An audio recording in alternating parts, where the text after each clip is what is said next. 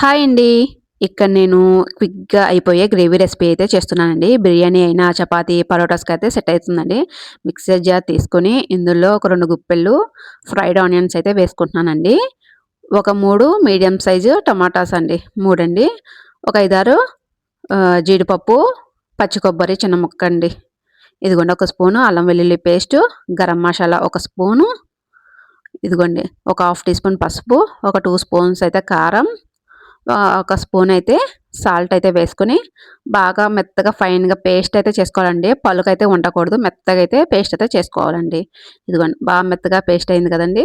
ఇప్పుడైతే ఒక పాన్ తీసుకొని అందులో ఒక 3 స్పూన్స్ అయితే ఆయిల్ అయితే వేసుకొని బిర్యానీ ఆకు, చెక్క, లవంగ, ఇలాచీ అయితే వేసుకొని ఫ్రై చేసుకున్న తర్వాత మనం ముందుగా మిక్సీ చేసి పెట్టుకున్న మసాలా ఉంది కదండీ! అదైతే వేసుకొని ఫ్రై చేయాలండి.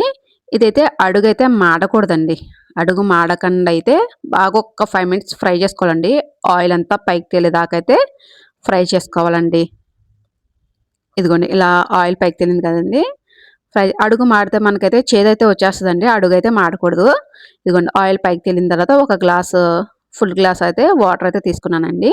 ఒక గ్లాస్ వాటర్ అయితే వేసుకొని ఒక్కసారి బాగా కలుపుకొని ఇదిగోండి కొంచెం కొత్తిమీర, కొంచెం పుదీనా అయితే వేసుకొని మూతైతే పెట్టుకుందామండి. క్విక్‌గా ఒక 15 నిమిషాల్లో అయితే మనకయిపోతుందండి. ఇదండి మూతైతే పెట్టుకొని ఒక్క 5 మినిట్స్ అలాగా మనం సిమ్‌లో అయితే పెట్టుకొని ఉడికించాలండి గ్రేవీ అయితే. ఇది మనకి ఎందులోకైనా పర్ఫెక్ట్‌గా సెట్ అయిపోతుందండి గ్రేవీ అయితే. ఇదిగోండి చూసారా ఆయిల్ అయితే పైకి తేలింది గదా! ఇప్పుడైతే ఒక స్పూన్ కస్తూరి మేతి వేసుకొని కలుపుకోనండి. కొంచెం కొత్తిమీర అయితే వేసుకుంటే మనకి గ్రేవీ అయితే రెడీ అండి. ఇందులో కన్నా పర్ఫెక్ట్‌గా సెట్ అవుతుందండి గ్రేవీ అయితే. Gravy ready.